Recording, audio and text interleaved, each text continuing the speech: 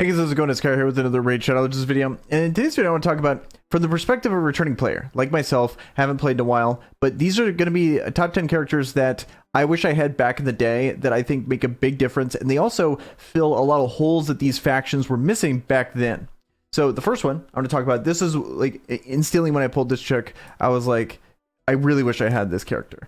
And it's going to be Rector Drath here. Because the main thing about this faction, we look at this faction here, I had such a hard time with faction wars back then, because we got to remember back then it was a lot harder, but at the same time, there's a lot of potential issues with this faction when it came to healing and reviving.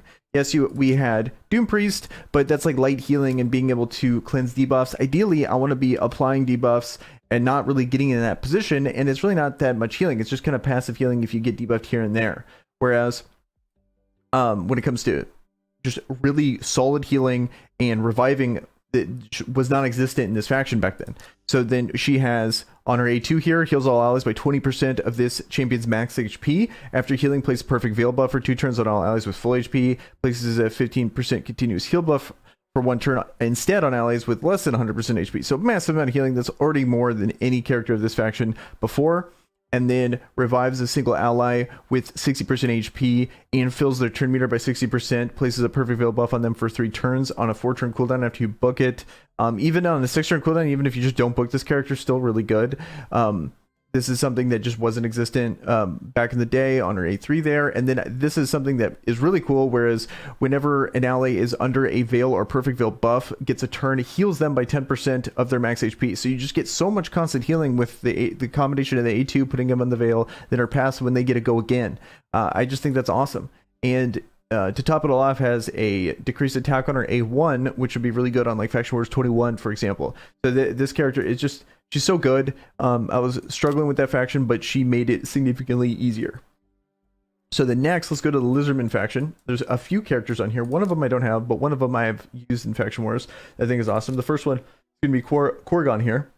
The Lizardman faction, for me, I don't have many of them. I did not have Draco. Draco's a very new pull for me, but you know, and also Lizardmen have some of the best heroes in the game when it comes to Draco. When it comes to he's, I believe, you can cheese it with this guy. You get on Faction Wars 21, but Krisk is obviously amazing. All characters I did not have, so it's a little hard for me to talk now when I have Draco. But before I didn't have him, and when these characters, they didn't have a good job of healing, and they did have revival in Broadma, and I think Broadma's awesome, but just consistent healing, they were lacking. So now we have this Korgon here, where he has, mainly it's going to be this, heals all allies by 50% of their max HP, and also places a shield buff equal to 15% of their max HP on allies for 2 turns. I just really like that passive healing to where it's not so, you have to wait for them to die and then res them and stuff like that. I like to be able to passively top them off if they're actually getting turns.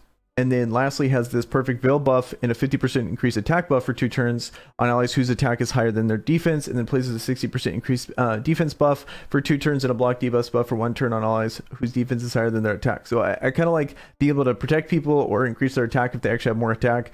The increased defense for me in Faction Wars, I'm not the biggest fan of, because I like to go fast and I like to provoke and stun and really CC them, put as much debuffs as possible, but putting buffs up is a little hard because you might cycle through your buff before they even attack you anyway.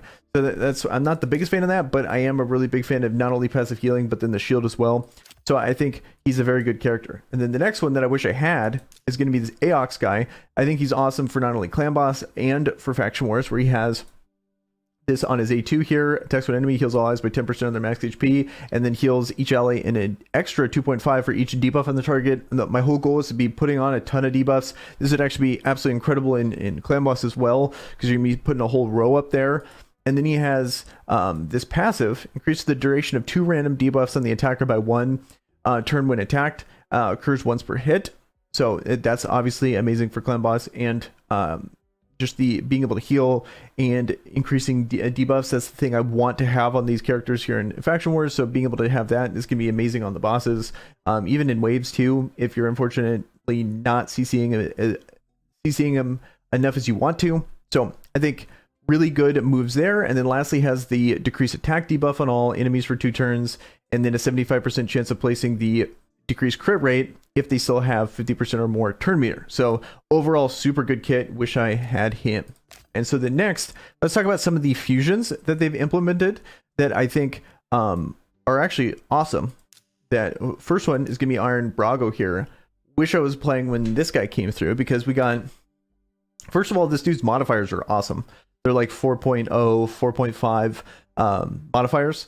And best place to check that out actually is Hell80's website. Go there, like, so it's actually really well done. That's one thing that did not exist back when I used to play, but Hell80's website is really cool. Like, because one of my biggest things I would always complain about is being able to see modifiers. When I was in the content creator program, I'd always ask, like, hey, can I see, I wanted to know how turn meter worked and how modifiers worked. And they would always tell me that that is their intellectual property and they would not release that information, which is shocking to me, because if you look at like Genshin Impact or most games, you know, Star Wars Galaxy Heroes, all that stuff is, you know, there's an API packet that you can see, and there's websites that are able to pull that information directly, and you can see it all. Whereas this is one of the few games where it's like super like low key you got to be. So check out that website if you actually want to see the modifiers, so you can actually see how hard these characters hit. But first thing, A1 has a 20% chance of decreasing the duration of all buffs. Definitely good A1. The fact that it hits hard makes it really useful. Then here's the move that I think is awesome.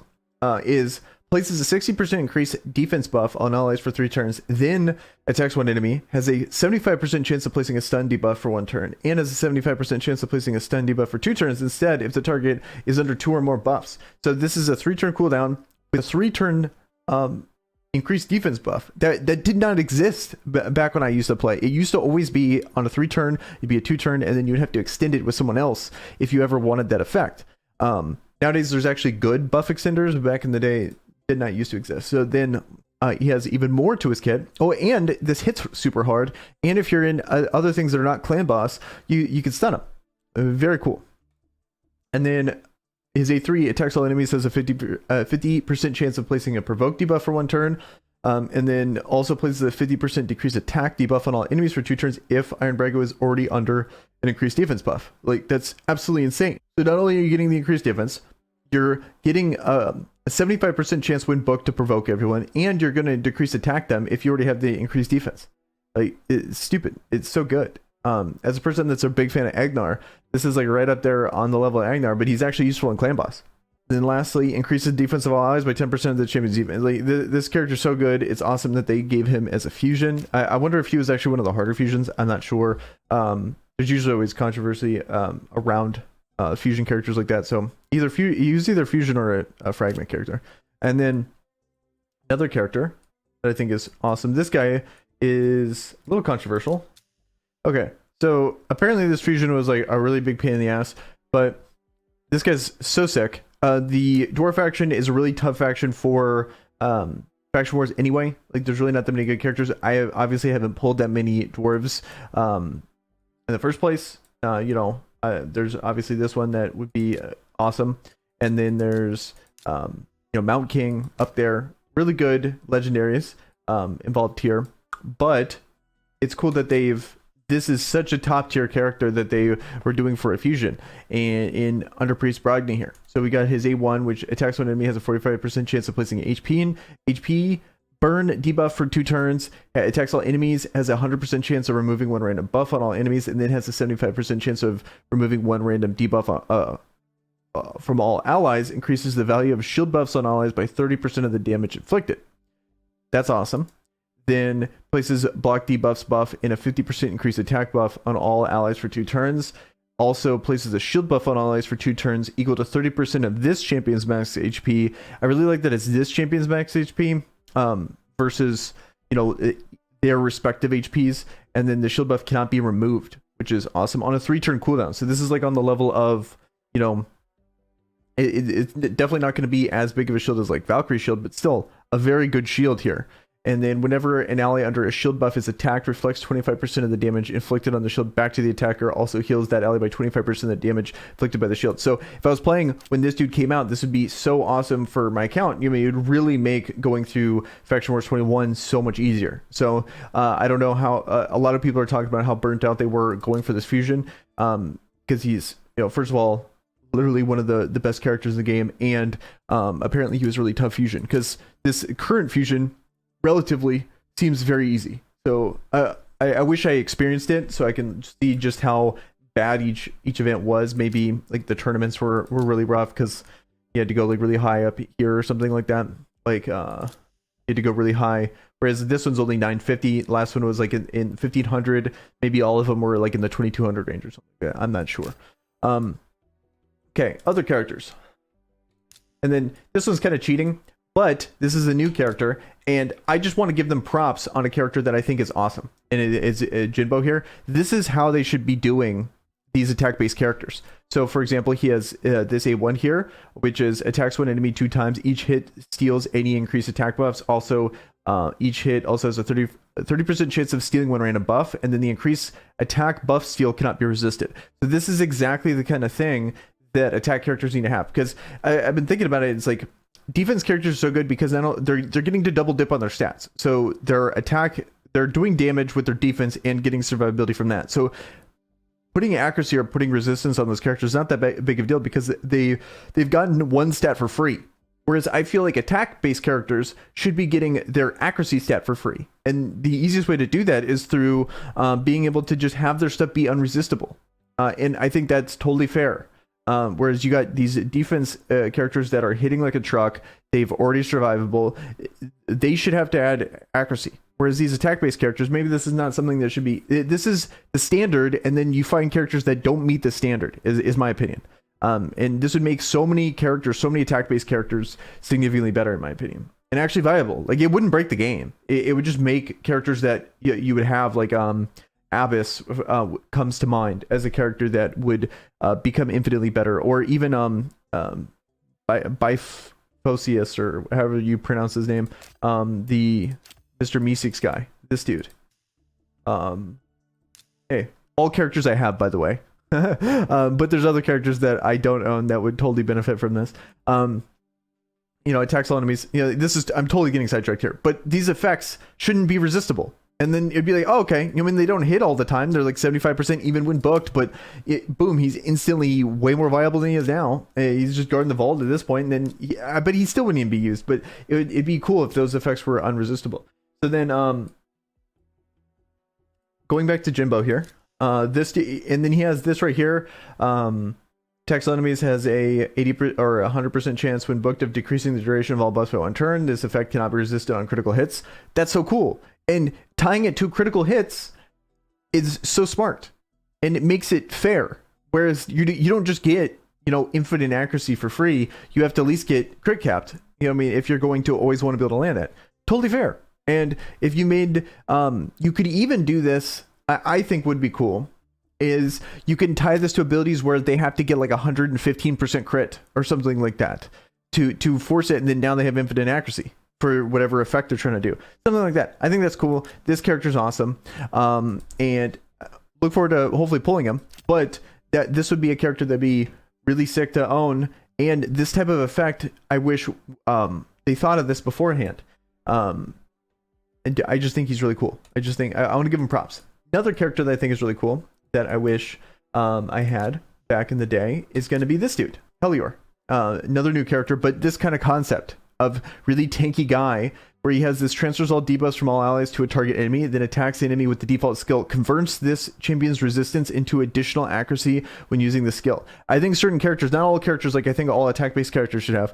I think this is a very unique effect that, depending on the situation, could be very useful. And really fair to making these other characters that at the moment you would want high resistance and high accuracy, but it's just not possible to do. You can't have one, you can't go all out on one and then you're just settling for the other one. It's just not realistic, especially in like a PvP scenario. So this kind of effect I just think is so cool, and I'm glad that they're getting creative with these effects, and actually I just think it's better for the game. Is all I'm trying to say. And I think this guy's really cool. I like positive reinforcement. This is another example of a character just like Jinbo that I think I wish they'd do more of. And they totally could. They don't need to make new characters. They could just buff old characters with these concepts. And then attacks one enemy, increases the champion's defense by 5%. If this attack is critical, stacks up to 20%.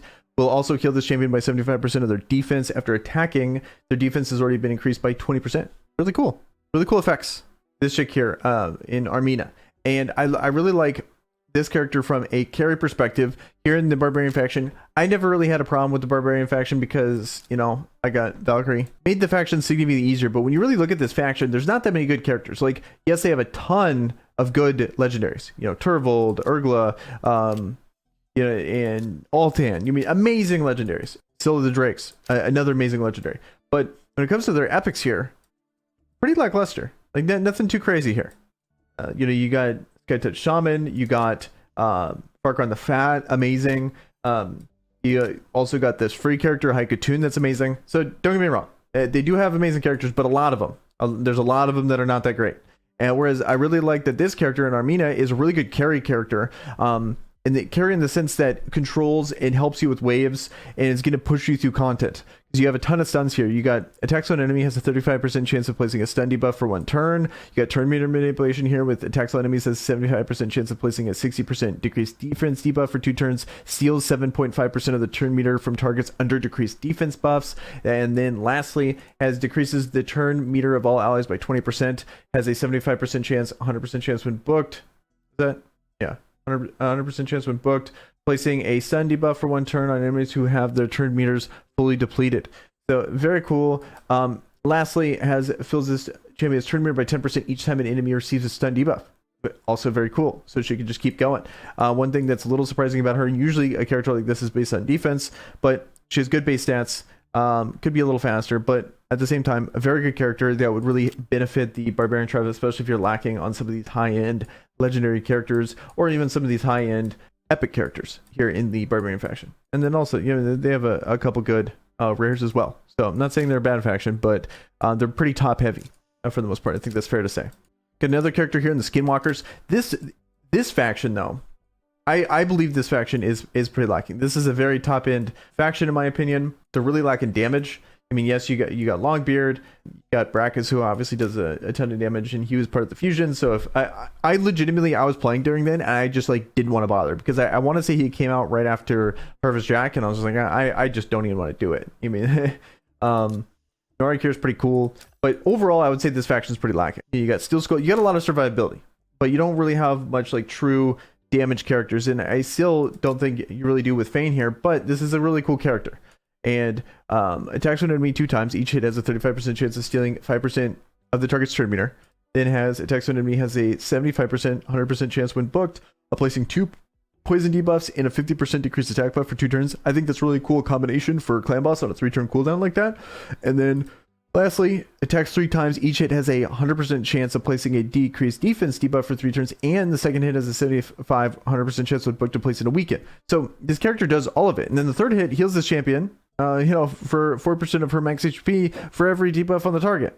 So she heals herself. She does every debuff you'd want: poison, decreased attack, weaken, decreased defense. Very cool. All in one character. I like that. And you know, she's probably not, you know, crazy for, well, probably on the bosses. Any boss she's good at. Clan boss, the final boss on Faction Wars, stuff like that. Like, she's just a really good character that I would totally take with me on my Faction War team for Skinwalkers. At the moment, it's just a big grinded out, constant healing and doing poisons to do damage, and you got, like, Ironhide to be able to survive, and this guy's okay.